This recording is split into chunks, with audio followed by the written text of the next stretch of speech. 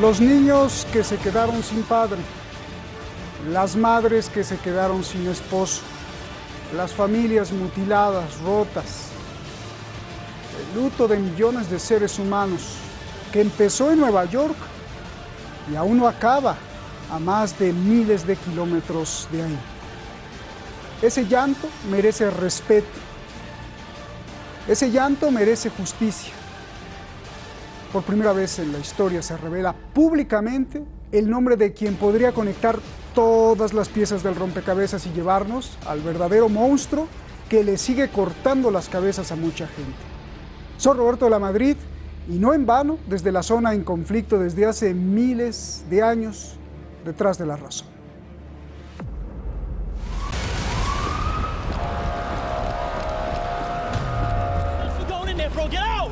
A huge explosion now, Rick. We better get out of the way.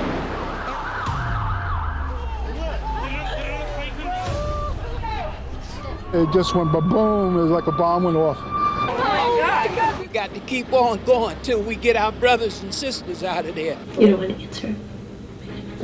Fine.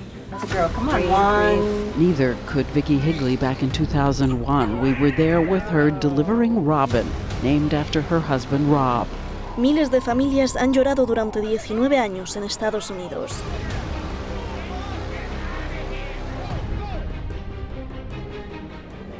We saw what we thought was debris and we realized it was people jumping. Yeah. We saw a shadow, it looked like a plane. Next thing we know it was boom, boom, and the floor started shaking. Y millones de familias han llorado a sus muertos en el mundo por la guerra que siguió a este atentado. Come on, fire.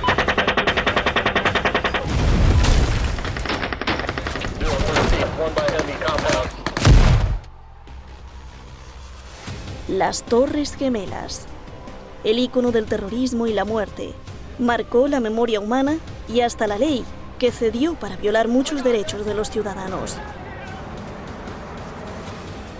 Miles de teorías han explicado el atentado, desde el autoatentado hasta las más macabras. Judicialmente, se apunta más a Arabia Saudí. Ha habido demandas masivas, pero hasta ahora faltaba el eslabón que conectara todo. Hoy, por primera vez, el FBI revela lo que podría acabar en una guerra. Musaid Ahmed al-Jarrah es un diplomático de Arabia Saudí. El FBI desde hace tiempo lo señaló como sospechoso de ayudar a los terroristas de Al-Qaeda y de ser la conexión entre el gobierno saudí y el atentado. El FBI lo reveló por error en este documento judicial. Es la respuesta a la demanda de las familias de las víctimas, donde se acusa a la monarquía saudí. El nombre de Jarrah aparece censurado 5 veces, pero, en un aparente descuido, su nombre no fue tachado en la 6ª mención. Un periodista de Yahoo News lo descubrió. El Departamento de Justicia ordenó retirar el documento, pero ya era tarde. Lo más dramático es que el mismo documento prohibía que se revelara el nombre del funcionario de Arabia Saudí. Fue prohibido por el fiscal general de la administración Trump, William Barr. Y fue prohibido porque, ponga atención, pondría en peligro la seguridad de Estados Unidos. El diplomático saudí al-Jarrah supervisaba las actividades del Ministerio de Asuntos Islámicos en las mezquitas y centros islámicos apoyados por Arabia Saudí, dentro de Estados Unidos. Al-Jarrah sería la persona que ordenó a otras 2 personas, Fahad al-Zumairi, un funcionario saudí, y a Omar al-Bayumi, un presunto agente, a dar todo el apoyo y todo el dinero a Al-Qaeda un año antes del atentado. Esta es la primera confirmación pública de que el hombre que ordenó proteger a los terroristas era parte del gobierno de Arabia Saudí. La evidencia y conversaciones que descubrió el FBI aún permanecen en secreto. El periodista investigador que descubrió el supuesto error del FBI y los abogados de las familias de las víctimas acusan al gobierno de Donald Trump de encubrimiento. The FBI, in what appears to be a screw-up of major proportions, has inadvertently revealed one of the U.S. government's most sensitive secrets about the September 11th terror attacks.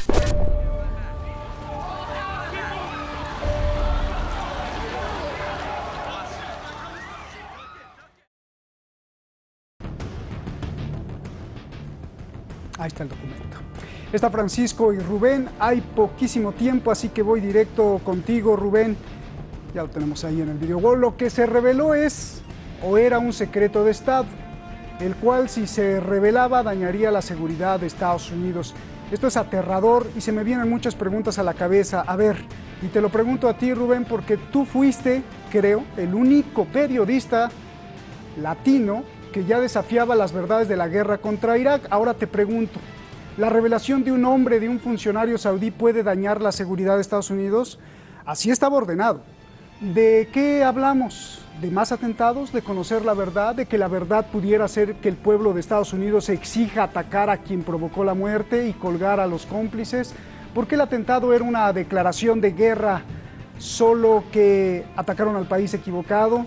¿Frente a qué abismo estamos parados? Y digo parados porque no solo es Estados Unidos, sino lo que ha hecho Estados Unidos en el mundo y lo que pueda hacer, creo que es muy, muy delicado. Rubén. Mi querido Roberto, un saludo para ti, otro para Francisco, para la audiencia. Primero, nada más decir, fui el único en el mainstream media, es decir, en televisión comercial, tanto en inglés como en español. Hubo otros como Amy Goodman, otros periodistas fuera de aquello, de lo cual me siento muy orgulloso y muy satisfecho.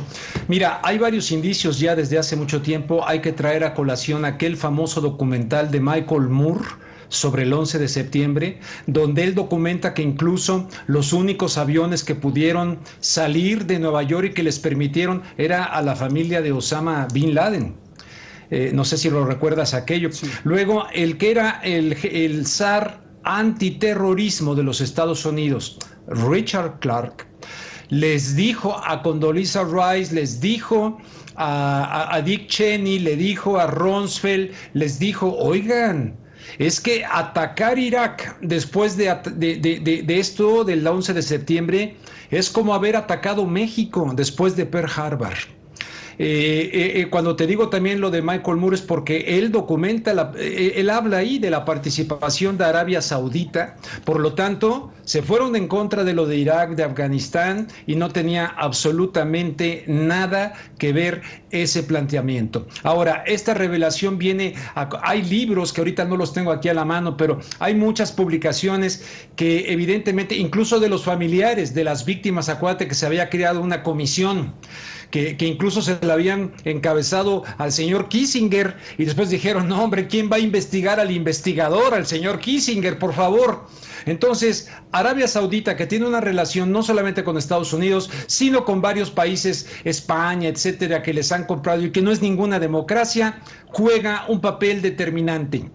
Y resulta que ya hubo la decisión de un juez antes de que saliera esto para que los familiares, avalando a los familiares de las víctimas del 11 de septiembre, para señalar y que se investigue el papel que Arabia Saudita desempeñó en todo esto. El asunto es muy delicado, tendría consecuencias tremendas. Para empezar, el hecho de lo que ya mucha gente sabe, que nos han mentido respecto al 11 de septiembre, que la teoría de la conspiración oficial que nos dio el gobierno no es cierta, no se sostiene. Bien, gracias Rubén, experto en derecho, experto en cómo el crimen actúa, abogado y prestigiado escritor, Francisco Fernández Crucequera. Te agradezco mucho, gracias por estar aquí. Quiero saber, antes de entrar a detalle, quiero saber tu lectura. Lo primero es enviarte un abrazo a ti, Roberto, y a Rubén, por supuesto, que aprecio muchísimo, y a tu audiencia. Yo quisiera que los televidentes hoy hicieran un esfuerzo conmigo por hacer dos enfoques distintos. Uno es un enfoque estrictamente jurídico, que no lo vean esto como una cuestión política. Esto es un asesinato múltiple. Daría lo mismo que fueran 10 personas, 15, 2.000 o 3.000. Es un asesinato múltiple. El asesinato múltiple se distingue del serial porque es un asesinato simultáneo de un montón de personas y no responde ni a ciclos ni a sucesión de personas. Bien, lo primero que tendríamos que preguntarnos sería ¿a quién beneficia? Y luego las siguientes preguntas es que de un delito se responde como autor, como cómplice o como encubridor. Y hay una figura más, que es la del cooperador necesario, que es aquel sin cuyos actos el delito, el crimen no puede ser llevado a cabo. Bien, si esto lo vemos así, al cooperador necesario en todos los ordenamientos jurídicos se le castiga como coautor. Si esto es así, tenemos que entender que las actuaciones llevadas por la administración saudí de forma previa a ese crimen múltiple que tuvo lugar en Nueva York son actos de suyo necesarios y sin los cuales no se pudo ejecutar el crimen. Por lo tanto, estaríamos hablando de un cooperador necesario y por lo tanto de un coautor.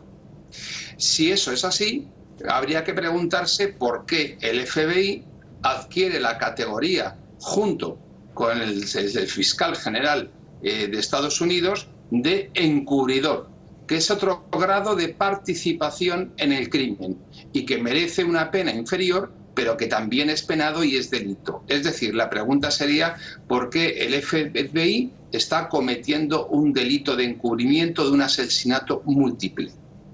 Dicho esto, son preguntas que desde la Administración de Justicia de los Estados Unidos se deberían tomar cartas, porque obviamente el poder ejecutivo en Estados Unidos está al margen de la propia ley norteamericana, encubriendo un asesinato múltiple llevado a cabo en territorio nacional norteamericano y con una absoluta dejación de funciones por parte del poder ejecutivo en su persecución. Esto desde el punto de vista jurídico. Desde el punto de vista político, tenemos que pensar quién es ese cooperador necesario. Arabia Saudí, el gran aliado de Israel y de Estados Unidos en Oriente Medio, el mismo que está perpetrando en este momento un genocidio, sin lugar a dudas, en Yemen, pero que al margen de ellos, ¿por qué se ha distinguido? Se ha distinguido por ser el principal exportador de terrorismo. Es decir, el islamismo wahabita es el foco, el nido y el origen de todo el yihadismo en Europa y de todos los atentados terroristas que se están llevando a cabo a lo largo y ancho de toda Europa. Y por lo tanto habría que investigar cuál es el papel, porque las mezquitas desde las cuales se financia el yihadismo y se expande el yihadismo son todas de origen wahabita, de esa secta saudí.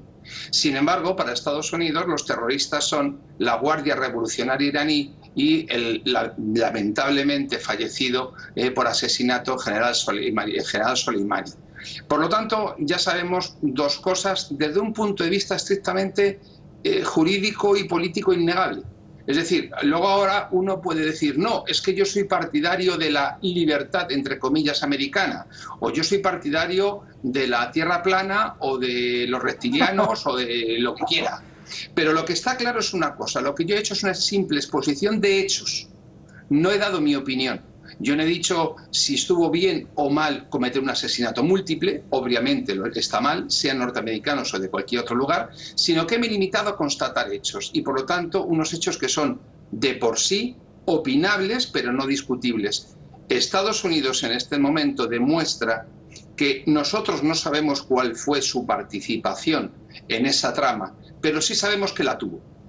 Y eso nos enlaza con el Golfo de Tonkin, y eso nos enlaza con Pearl Harbor, y eso nos enlaza con el Maine, y eso nos enlaza con todas y cada una de las veces que Estados Unidos ha fingido ser objeto de un ataque para llevar a cabo una política contraria a lo que quería la ciudadanía norteamericana. Jamás quiso entrar en la Segunda Guerra Mundial, Roosevelt la metió, jamás ha querido una guerra como la de Vietnam. Kennedy y luego Johnson impulsaron esa guerra hasta que se arruinaron con Nixon y jamás los Estados Unidos se planteaban buscar en las cuevas de Tora Tora a un señor saudí, por cierto, saudí, que tampoco sabemos qué participación llegó a tener en realidad en ese atentado, en ese crimen múltiple de Nueva York. Bien, muchísimas gracias, Francisco Rubén.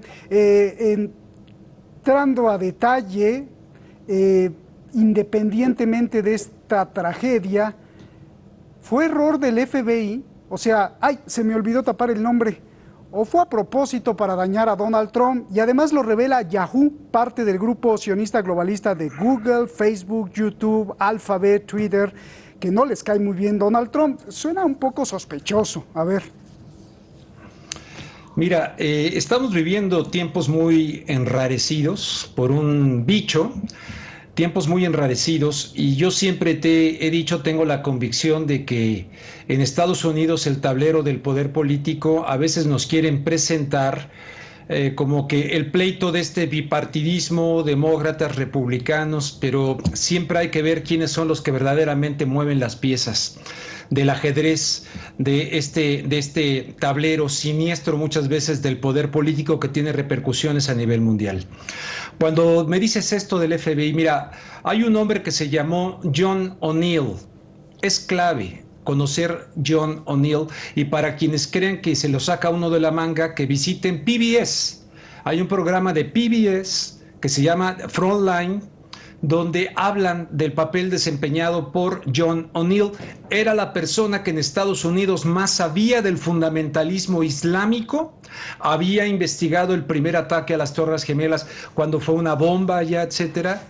Y luego estuvo investigando en Yemen el ataque ¿cómo es? US Cole, algo así se llamaba el barco, y fue expulsado por la embajadora de los Estados Unidos de Yemen, lo bloquearon, salió del FBI, lo contrata Larry Silverstein, el arrendador de las Torres Gemelas, lo contrata, y la teoría oficial es que la persona que más sabía, el policía, el detective que más sabía del fundamentalismo islámico, muere en los ataques del 11 de septiembre. Él había descubierto los vínculos a través del grupo Carlyle, del Carlyle Group, los vínculos de la familia Osama Bin Laden y los Bush, entre otros, como Carlucci, etc. Entonces, su familia dio la versión de que él había desaparecido desde el día anterior a los ataques del 11 de septiembre. En el FBI él tenía un conocimiento profundo, pero descubrió algo tremendo, vínculos de la familia Bush. El señor Osama Bin Laden, de hecho, fue reclutado por Zbigniew Brzezinski, quien fuera asesor de seguridad nacional de los Estados Unidos de Jimmy Carter.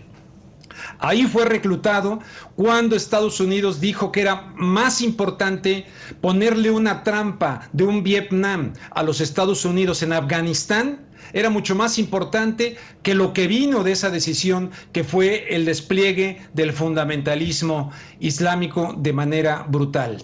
Por lo tanto, cuando tú dices esto del nombre, en fin, yo no sé cómo se estén peleando las élites aquí, porque hay que ver qué están decidiendo los que mueven las piezas del ajedrez y ver si verdaderamente hay un encuentro entre las piezas blancas y las negras, o todo es una simulación para el establecimiento ahora, aprovechando también la presencia del bicho invisible, aprovechando también para el establecimiento de una especie de nuevo desorden mundial. No sé si me explico, estoy tratando de vincular todo porque vivimos un mundo muy extraño, muy raro, y ahora que sacaron esto, pues tal vez tenga alguna intención, tal vez no, no lo sé. Después de la brillante exposición que hizo también Francisco del Otro, tremendo. Bien. Pues por eso estamos aquí, para cuestionar todo, y con lo que dice Rubén, pues agarra más fuerza la pregunta que le voy a hacer a Francisco. Así como los ovnis, porque hace una semana revelaron que los ovnis, ahora sale esto en medio de la pandemia de coronavirus, ¿distracción? Y si es distracción, más grave aún, ¿distracción de qué? Y lo más importante, Francisco, a 19 años de distancia del atentado de Nueva York y con la experiencia y gran investigación que has hecho tú de las culturas ancestrales, por cierto, hay ahí un libro que ya vas a presentar, te pregunto, Francisco, ¿por qué 9-11? ¿Por qué los números 9-11? ¿Fue al azar o la fecha fue escogida como firma del actor intelectual? Tú más que nada sabes que los criminales firman sus crímenes, o es al revés, para despistar y hacer creer. ¿Por qué los números 9 y 11? Bueno, en primer lugar, darle las gracias por sus elogios a Rubén y recordarle a los televidentes que sí, que yo ahora publico el libro sobre el movimiento cristiano-sionista, el primer volumen, pero que el prólogo es tuyo. Con lo cual, háganme caso, y si merece la pena el libro, sobre todo es por su prólogo, que es estupendo. Gracias. Dicho esto, sí les diría algo. Ahora mismo lo que tenemos que tener claro es que no tenemos ni idea de las pleitos, peleas y querellas entre ellos de las grandes élites de esa deep web, de ese deep state, de ese estado profundo. No sabemos nada. Podemos saber, por ejemplo, que Blumenthal, que pactó la creación del petrodólar con Arabia Saudí, era judío y alemán. luego nos vamos a Madeleine Albright, luego, y así sucesivamente podemos ir recorriendo siempre esos intereses sionistas que siempre están en medio. Lo digo a propósito del tema de Yahoo, Google y demás. ¿Por qué en este momento se publica esto? Pues desde luego por casualidad no. Ni esto obedece, estoy convencido, a un despiste. Aquí no se despista nada. Todo ocurre por causalidad, no por casualidad. Y en este momento, que esto tiene un propósito, estoy convencido. Que ese propósito solo lo podemos imaginar también. Que no creo que tenga nada que ver con el tema del coronavirus, ni con la pandemia, ni con estados de alarma, ni con situaciones de este tipo, porque para entretenernos tenemos montones de canales de televisión diciéndonos montones de tonterías y montones de esa fábrica de sueños que es Hollywood poniendo películas absurdas, con lo cual por ahí no va la cosa. Tiene que obedecer a un motivo político. A Trump no creo que en absoluto nadie pueda pensar que se opone o que supone un problema para los intereses sionistas. Los sionistas le han llamado el nuevo Darío, es decir, nadie puede estar más agradecido que Netanyahu y los sionistas a Trump, y por lo tanto por ahí tampoco puede ir el asunto. ¿Hacia dónde se dirigen? ¿Quién quiere golpear la relación entre Arabia Saudí y Estados Unidos, o al menos cuestionarla o hacer que se sientan vulnerables? Esa es una pregunta que yo me formulo y que para la que no tengo respuesta, o por lo menos ni tan siquiera una hipótesis por ahora, pero que habrá que estar pendientes en el futuro. George Soros. En cuanto a la hombre, sería demasiado evidente y la criatura creo que está muy ocupada destrozándonos a todos en 40 sitios como para dedicarse a esto. No creo que esté muy alejado de gente de su ralea y de su estilo, porque siempre, detrás de cada problema siempre encontramos un sionista. Pero sí tengo claro que en cuanto al tema de la firma que me comentabas y de lo simbólico, en muchas ocasiones siempre esos poderes actúan de forma simbólica. Les voy a poner un ejemplo. Recuerden cuando ahorcaron a los alemanes condenados en Nuremberg. ¿Qué día lo hicieron y quién lo hizo? Precisamente al comienzo de la fiesta del Purim. Es decir, el simbolismo siempre se esconde detrás de las actuaciones de esta gente, y con mucha frecuencia no es para despistar, sino porque para ellos tiene un significado profundo. No nos olvidemos siempre la clave mística que lo político tiene. Gracias, Francisco. Rubén, pues para acabar, 40, 50 segundos, tu conclusión, ¿hacia dónde se nos fue? Ya, así, rapidísimo. Es que ustedes son geniales. Por favor, Rubén.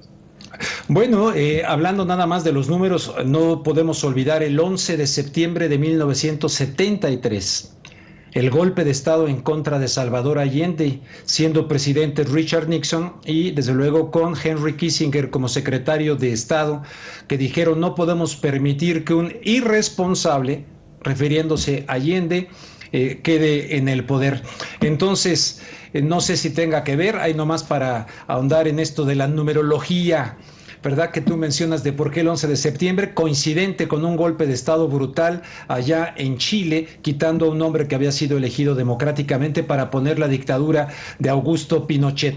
Pero en fin, para conclusión, lo del 11 de septiembre, Río de Janeiro, con la versión oficial que nos dieron, no se sostiene ni arquitectónicamente la caída de las Torres Gemelas, y no se sostiene tampoco la caída del edificio número 7, que mucha gente hasta la fecha ignora que ese mismo día hicieron tirar un edificio con demolición controlada, tal como lo dijo Larry Silverstein, con demolición controlada el mismo 11 de septiembre, lo cual insulta a la inteligencia. Gracias, Rubén, un abrazo gigante. Francisco, un abrazo gigante. Me deben esa comida allá en Madrid, ¿eh? Ahí nos vemos. Pues nomás que termine el bicho, hombre, jolines. Gracias a los dos. Por Adiós, si fuera Francisco. poca la tensión que vive el planeta, bueno, pues hace unas horas, el señor Donald Trump amenazó con cortar todos los cables a China. Amenazó con cortar totalmente toda la relación de Estados Unidos con China. Amenazó con castigarle económicamente, ponerle un cerco de sanciones y quitarle los privilegios comerciales. Los chinos están furiosos. Y los estudiosos comentan que esto podría ser el inicio de una trágica guerra fría entre China y Estados Unidos. ¿Quién ganaría? Mañana aquí, no se lo pierdan, en Detrás de la Raza. Buenas noches.